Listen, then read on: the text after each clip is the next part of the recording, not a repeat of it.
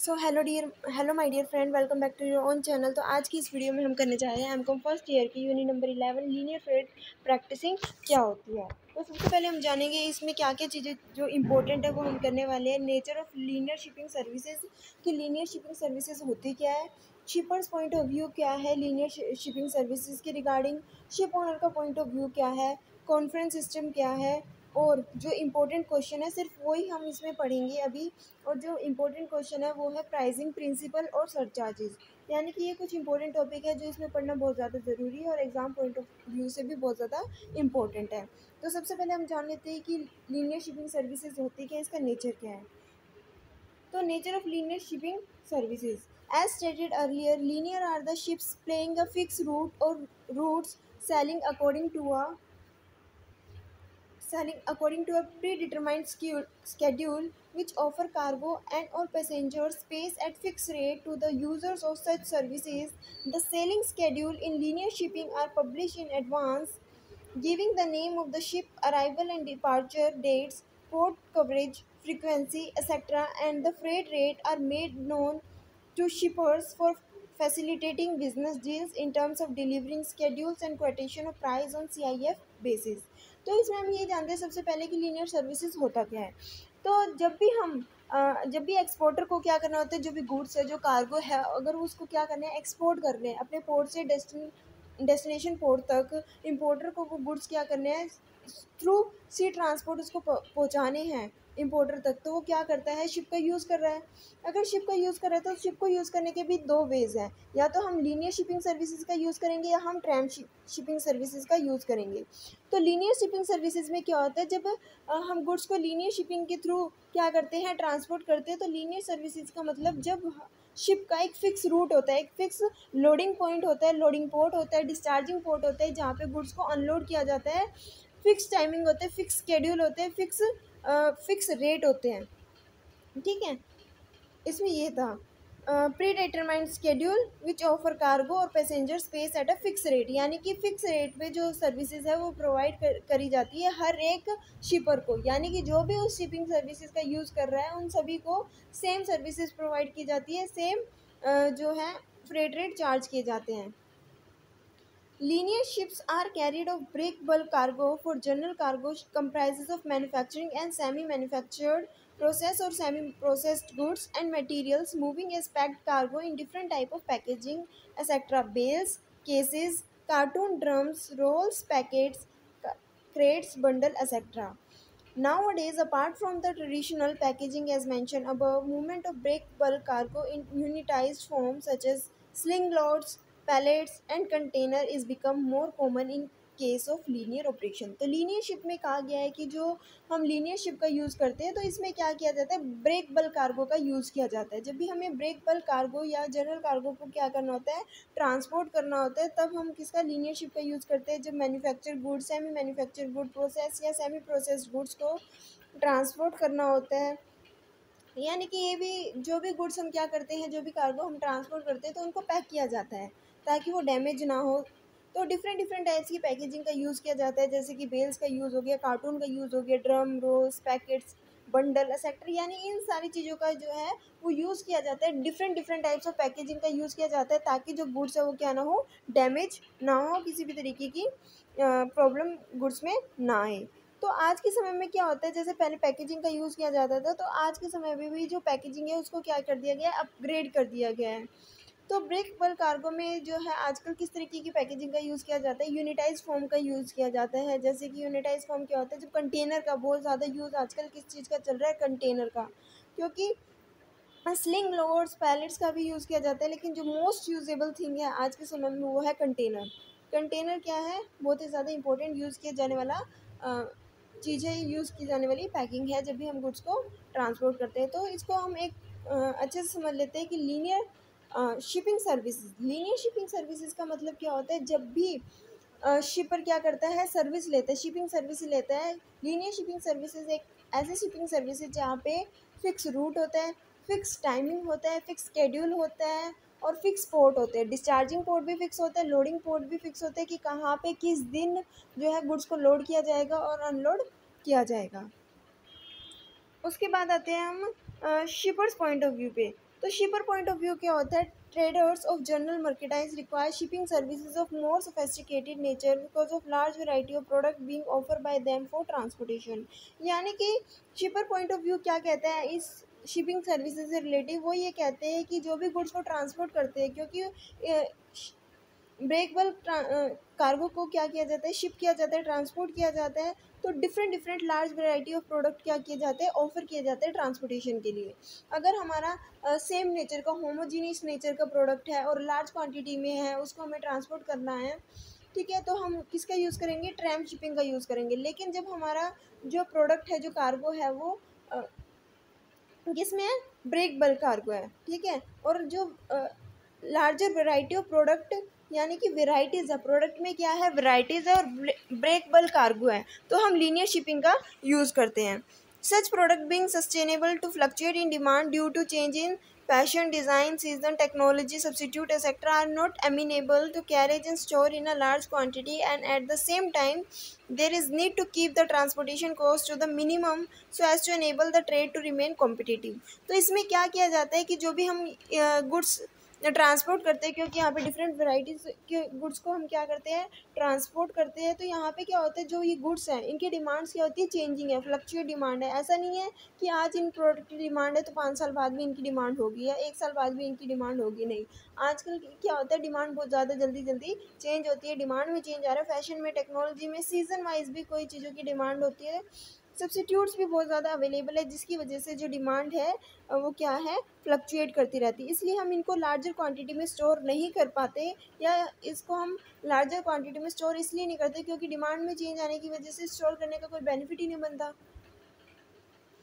हमें क्या करना होता है कि जो ट्रांसपोर्टेशन कॉस्ट है वो क्या रखनी होती है, मिनिमम रखनी होती है। ट्रांसपोर्टेशन कॉस्ट जो है वो मिनिमम इसलिए रखनी होती है ताकि अगर सपोज़ करो हम गुड्स को ट्रांसपोर्ट कर रहे हैं, गुड्स को एक कंट्री से, एक पोर्ट से दूसरे पोर्ट पे ट्रांसपोर्ट कर रहे हैं, तो उसमें कुछ ना कुछ चार्जेस तो आएगा। शिप ओनर क्यों जो आपके गुड्स है किसी और पोर्ट पे लेके जाएगा, क्यों कि वो आप उसको क्या दे रहे हो, शिपर्स उसको क्या दे रहा है, शिप ओनर को फ्रेट रेट दे रहा है, फ्रेट दे रहा है, पैसे दे रहा है, फीस दे रहा है, जिसकी वजह से वो आपका सामान कार्गो को लेके जा रहा है। जब अगर ये रेट ही बहुत ज़्यादा होंगे तो इस रेट का इम्पैक्ट किस पे पड़ेगा, उस कमोडिटी के प्राइस पे पड़ेगा, क्योंकि उस कमोडिटी का प्राइस क्या हो जाएगा, इंक्रीज़ हो जाएगा। जब कमोडिटी का प्राइस इंक्रीज़ हो जाएगा, जब आपकी कार्गो का प्राइस इंक्रीज़ हो जाएगा, तो लोग उसकी डिमांड करेंगे नहीं, क्योंकि आपके जैसे प्रोडक्ट मार्केट में और भी बहुत ज़्यादा अवेलेबल है और उनके कॉम्पिटिटर्स के प्राइस क्या है, रिलेटिवली कम है आपके प्राइस से। आपके प्राइस क्यों बढ़ गए, आपके कमोडिटी के प्राइस क्यों बढ़ गए, क्योंकि शिपिंग की वजह से। यानी कि हमें क्या करना होता है, ज़्यादा क्वांटिटी को स्टोर नहीं करना होता है या फिर ज़्यादा क्वांटिटी को ट्रांसपोर्ट नहीं करना होता है। अगर हम ऐसा करते हैं तो इसकी क्या आएंगी, कॉस्ट बहुत ज़्यादा आएगी, लेकिन हमें कॉस्ट मिनिमम रखनी है जिससे कि हम अपने कॉम्पिटिटर के साथ कम्पीट कर सकें और हमारा जो प्रोडक्ट है वो क्या हो, कॉम्पिटिटिव रहे। The requirement of shipping services for transportation of such product has to be of the type that can make available these products at destination market at regular interval, so as to minimise the inventory and warehousing cost. यानी कि जहाँ भी जिस भी market में हमारे product की बहुत ज़्यादा डिमांड है, ठीक है, वहाँ पे हमें स्टोर बना के नहीं रखना होता है, कोई इन्वेंट्री या वेयर हाउसिंग करके नहीं रखना होता है। जैसे जैसे वहाँ पे डिमांड आती है हमें पता चल जाता है कि हाँ इस समय पे इनका सामान जो है वो ख़त्म हो रहा है। एक रेगुलर इंटरवल पे हम क्या करते हैं, अपने प्रोडक्ट को कस्टमर को अवेलेबल कराते हैं, या फिर रेगुलर इंटरवल पे हम उस मार्केट में अपने प्रोडक्ट को अवेलेबल कराते हैं जहाँ पे डिमांड है। हम ऐसा क्यों करते हैं, ताकि हमें ज़्यादा स्टोर कर गुड्स को जो है वो स्टोर करके भी ना रखना पड़े, हमारी ट्रांसपोर्टेशन कॉस्ट भी ज़्यादा ना है, इन्वेंट्री और वेयर हाउसिंग कॉस्ट भी ज़्यादा ना है। क्योंकि ये 3 चीज़ें होती है, ट्रांसपोर्टेशन, इन्वेंट्री और वेयर हाउसिंग कॉस्ट। अगर ये तीनों कॉस्ट बहुत ज़्यादा आ रही है तो हमारे प्रोडक्ट की प्राइस बढ़ जाएंगे और हमारा जो प्रोडक्ट है वो कॉम्पिटिटिव नहीं रहेगा। जब हमारा प्रोडक्ट कॉम्पिटिटिव नहीं रहेगा तो हमारे प्रोडक्ट की कोई डिमांड ही नहीं करेगा। इसलिए हम क्या करते हैं, रेगुलर इंटरवल पे जो प्रोडक्ट है, जो कार्गो है, वो अवेलेबल कराते हैं थ्रू शिपिंग ट्रांसपोर्टेशन सर्विसेज का। लीनियर शिपिंग सर्विसेज क्या होते हैं, जो जिसका फिक्स पोर्ट होता है, फिक्स डेस्टिनेशन होते हैं, और रेगुलरली ये क्या करता है, रेगुलर इंटरवल पे सर्विस प्रोवाइड करता है। ऐसे कि हमारा जो प्रोडक्ट है वो मार्केट में क्या ना हो, ख़त्म भी ना हो। अगर हमारा प्रोडक्ट अगर कस्टमर को अवेलेबल नहीं हो रहा है जब भी वो डिमांड कर रहा है, तो हमारे प्रोडक्ट की डिमांड ख़त्म हो जाएगी। या फिर अगर हमारा प्रोडक्ट बहुत ज़्यादा क्वांटिटी में बहुत ज़्यादा प्राइस हो रहे हैं तो भी वो कॉम्पिटिटिव नहीं रहेगा और डिमांड ख़त्म हो जाएगी। तो इसलिए हमें क्या करना होता है, रेगुलर इंटरवल पे एक अपने जो जिस भी मार्केट में उस प्रोडक्ट की डिमांड है वहाँ पे अवेलेबल कराना होता है through shipping services. so as to minimize the inventory and warehousing cost. This call for speedy shipping services to different market at stable rate of freight for different product or and on a regular basis according to a schedule. तो हमारा shippers का point of view यही होता है कि जो भी product है वो स्पीडीली क्या है सर्विस प्रोवाइड किया जाए, स्पीडी शिपिंग सर्विसेज जो है वो प्रोवाइड की जाए ताकि जो प्रोडक्ट है वो मार्केट में रेगुलर इंटरवल पे अवेलेबल रहे, ट्रांसपोर्टेशन कॉस्ट कम आए, ठीक है, वेयर हाउसिंग और इन्वेंट्री कॉस्ट भी कम आए। और अगर ये कॉस्ट कम आती है यानी कि ट्रांसपोर्टेशन फ्रेट रेट कम आते हैं तो हमारा प्रोडक्ट भी क्या रहेगा, कॉम्पिटिटिव रहेगा। तो ये था हमारा शिपर्स पॉइंट ऑफ व्यू। उसके बाद हम जान लेते हैं कि ship owner point of view क्या कहता है। The operator of linear shipping services are committed to regular schedule of services at stable freight rate on prefix route irrespective of the availability of cargo at a given point of time। तो जैसे कि हमने पढ़ा linear shipping services क्या होती है, जिसका pre fix root होता है, पहले से रूट फिक्स होता है कि ये इस स्पॉट पे जाएगी, ठीक है, यहाँ पे इस स्पॉट पे लोडिंग किया जाएगा गुड्स को, इस स्पॉट पे जो है वो डिस्चार्ज किया जाएगा, गुड्स को अनलोड किया जाएगा। तो ये पहले से ही क्या होता है, फिक्स होते हैं, रेट भी स्टेबल होते हैं, रेट में ज़्यादा फ्लक्चुएशंस नहीं आती, फिक्स रेट होते हैं, फिक्स शेड्यूल होते हैं, फिक्स टाइमिंग होती है। तो इसमें ये कहा गया कि अगर शिप ओनर को कार्गो अवेलेबल है उस टाइम पे या नहीं है वो मैटर नहीं करता, लेकिन शिप तो क्या करेगी, उस टाइम पे रवाना होगी ही होगी, ठीक है, जो फिक्स रूट है वहाँ पे जाएगी ही जाएगी, चाहे कार्गो अवेलेबल है उस समय पे या नहीं है। Such operator are known as common carrier, और इस तरीके के ऑपरेटर को क्या कहा जाता है, common carriers. They are not supposed to discriminate among the big or small or regular or casual user of their services। यानी कि ये क्या नहीं करते, कोई डिस्क्रिमिनेशन, कोई भेदभाव नहीं करते कि उनके जो यूज़र है, उनको जो उनकी जो सर्विसेज यूज़ कर रहे हैं वो किस तरीके के पर्सन है, क्या वो बिग है, स्मॉल है, या रेगुलर कस्टमर है या कैजुअल कस्टमर है, इससे मैटर नहीं करता। सभी जो भी यूज़र्स हैं उनके लिए सारी सर्विसेज सेम है, ठीक है, फ्रेट रेट भी सेम है। In other word as common carrier they are obliged to accept cargo from all type of shippers. यानी कि कॉमन कैरियर की तरह काम करते हैं, इनसे इनको कोई मतलब नहीं है कि जो यूज़र है वो किस तरीके का है, किस तरीके से उनकी शिप को यूज़ कर रहे हैं, सबके लिए सेम सर्विसेज प्रोवाइड करते हैं। All this inevitable impose a heavy responsibility on a linear ship owner. If he were to operate on an individual basis, he would not have the resources to commit for the frequency of the services at a stable rate. It has therefore been found practically by linear ship operators to shoulder this responsibility on collectively basis by forming route specific association of shipping company known as shipping conference with the constitutes rules and regulation for members and a common tariff for a loose conference with the freight agreement only। तो इसमें कहा गया है कि जो responsibility है ताकि किसी एक लीनियर शिप ओनर कंपनी के ऊपर ना आए, जो प्रेशर है वो एक के ऊपर ना आए, यानी कि अगर ये जो सर्विसेज सिर्फ एक कंपनी प्रोवाइड करेगी तो वो जो रेट है वो अपनी मर्जी से चार्ज करेगी, जिससे कि और बाकी जो लीनियर शिपिंग सर्विसेज है उनको लॉस होगा।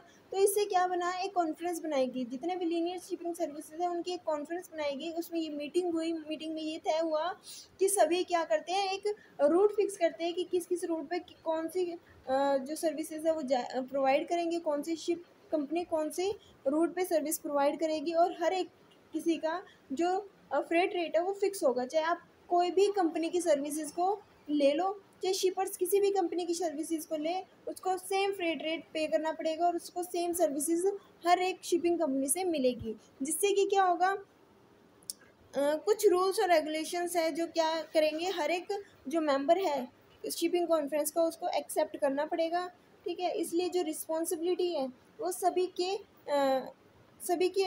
शोल्डर्स पे, जो सभी को बराबर जो है वो बढ़ जाएगी, सभी शिपिंग कंपनी में क्या हो जाएगी, बराबर वो रिस्पॉन्सिबिलिटी डिस्ट्रीब्यूट हो जाएगी। तो यही था कि स्टेबल रेट होना चाहिए, सबको एक जैसे सर्विसेज प्रोवाइड करते हैं, किसी भी शिपर्स में भेदभाव नहीं करते कि वो किस तरीके का है, किस नेचर का है, या फिर रेगुलर कस्टमर है उनका कैजुअल कस्टमर है। तो हमने आज ये पढ़ा कि लीनियर शिपिंग सर्विसेज होती क्या है, शिपर्स का पॉइंट ऑफ व्यू क्या होता है और शिप ओनर का पॉइंट ऑफ व्यू क्या होता है। आई होप कि आपको ये वीडियो अच्छी लगी हो। अगर ये वीडियो अच्छी लगी है तो इस वीडियो को लाइक, शेयर और सब्सक्राइब करना मत भूलिएगा। अगर आपको किसी प्रकार का कोई डाउट है तो आप कमेंट बॉक्स में कमेंट करके ज़रूर बताइएगा। And thanks for watching.